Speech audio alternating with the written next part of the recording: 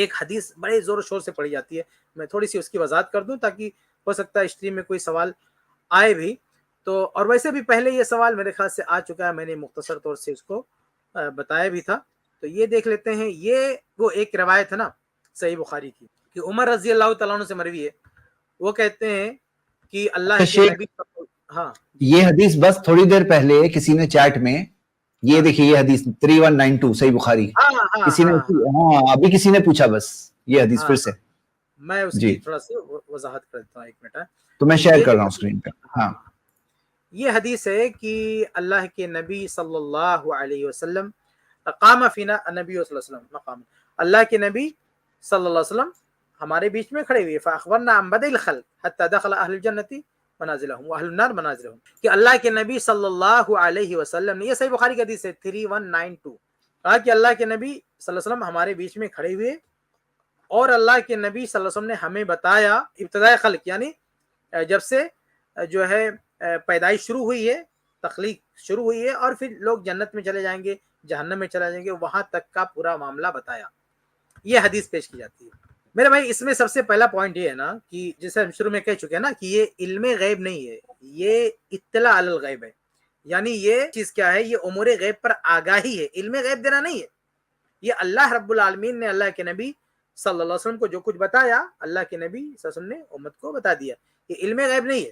اگر آپ اس کو علم غیب مانیں گے تو آپ یاد رکھیے کہ کیا آپ یہ عقیدہ رکھیں کہ فرشتے بھی عالم الغیب ہیں؟ کیونکہ یہ ساری چیزیں فرشتوں کے ذریعے اللہ تعالیٰ انبیاء کو بتاتا ہے. اور دوسری بات یہ ہے کہ اسی حدیث میں کیا ہے کہ یہ ساری بات اللہ کے نبی صلی اللہ علیہ وسلم نے صحابہ کو بتا دیا.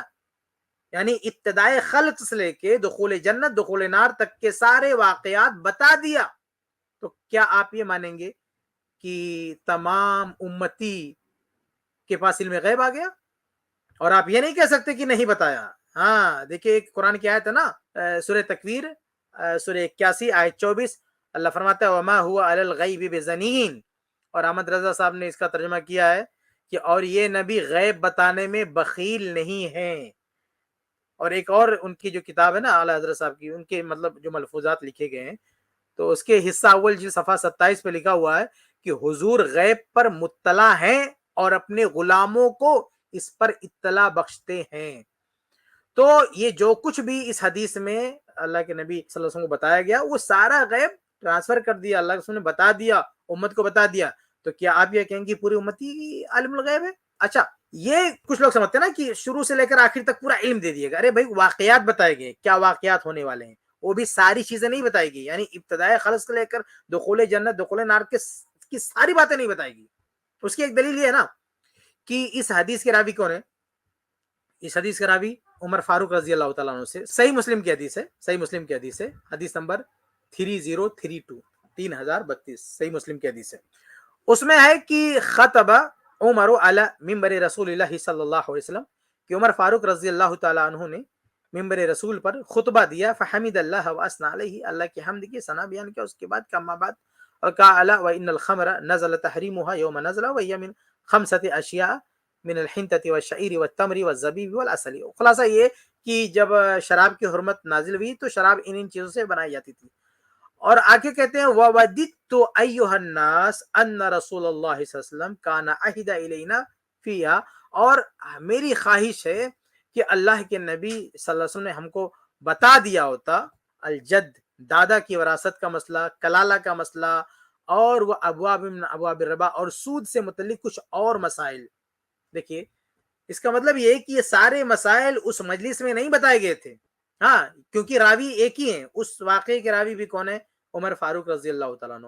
اور یہ عمر فاروق رضی اللہ تعالیٰ عنہ کہہ رہے ہیں کہ میری خواہش ہے کہ کاش اللہ کے نبی صلی اللہ علیہ وسلم مجھے دادا کا مسئلہ بتا دیے ہوتے، دادا کی وراثت کا مسئلہ، کلالہ کا مسئلہ بتا دیے ہوتے، سود کی کچھ شکلوں کے بارے میں بتا دیے ہوتے. ظاہر سی بات ہے کہ یہ ساری باتیں عمر فاروق رضی اللہ تعالیٰ عنہ اس مجلس میں نہیں سن سکے. تو یہ کہنا نا کہ وہ ساری باتیں بتا دی گئی تھی یہ غلط بات ہے، کیونکہ دونوں واقعے کے راوی خلیفہ دومی ہیں. تو اس لیے یہ کہنا غلط بات ہے کہ وہ ساری ٹوٹل ساری باتیں بتا دی گئی. بہرحال کتنا بھی بتا دی گئی، جو کچھ بھی بتایا گیا وہ سب وہ کیا ہے؟ وہ امور غیب پر آ گئی، وہ علم غیب نہیں ہے. جو کچھ آپ اس کی کوئی بھی توجیہ کر لیں، اس کو کوئی بھی نام دے دیں، لیکن وہ ہے کیا؟ علم غیب نہیں ہے، امور غیب پر آ گئے. اس کا کون انکار کر رہا ہے؟ اس کو تو ہم بھی مان رہے ہیں کہ اللہ کے نبی صلی اللہ علیہ وسلم کو آگاہ کیا گیا اور اللہ کے نبی صلی اللہ علیہ وسلم نے بتا دیا. اور آگاہی اس لیے کیا گیا تھا تاکہ امتیوں کو بتایا جائے, ان کو آگاہ کیا جائے, نبی صلی اللہ علیہ وسلم کے ذریعہ وہ بات امت تک پہنچے. ٹھیک ہے, یہی وجہ ہے نا کہ ہم سب جانتے ہیں کہ ابتداء خلق کے بارے میں ہم جانتے ہیں کہ آدم علیہ السلام کو سب سے پہلے اللہ تعالیٰ نے قلم کو پیدا کیا. یہ ہم جانتے ہیں. اور پھر جنت میں لوگ جائیں گے, جہنم میں جائیں گے, ساری باتیں ہم بھی جانتے ہیں. کیسے جانتے ہیں؟ کیونکہ اللہ کے نبی صلی اللہ علیہ وسلم نے ہم کو بتایا. لیکن یہ سب جاننے کے بعد ہم علم غیب ہمارے پاس نہیں آ گیا. ٹھیک ہے. السلام علیکم ورحمۃ اللہ وبرکاتہ.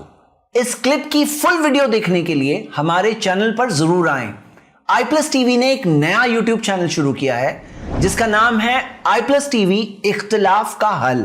اس چینل پر صرف اختلافی مسائل پر ویڈیوز آئے گی, لیکن دلائل کے ساتھ اور بھائی چارگی کے ساتھ. آپ کو میں دعوت دیتا ہوں کہ آپ بھی ہمارے اس چینل کو سبسکرائب کریں, ہماری ویڈیوز کو شیئر کریں اور نوٹیفیکیشن آئیکن کو آل سلیکٹ کریں تاکہ آپ کو ہماری ویڈیوز کا نوٹیفیکیشن مل سکے. جزاک اللہ خیر. والسلام علیکم ورحمۃ اللہ.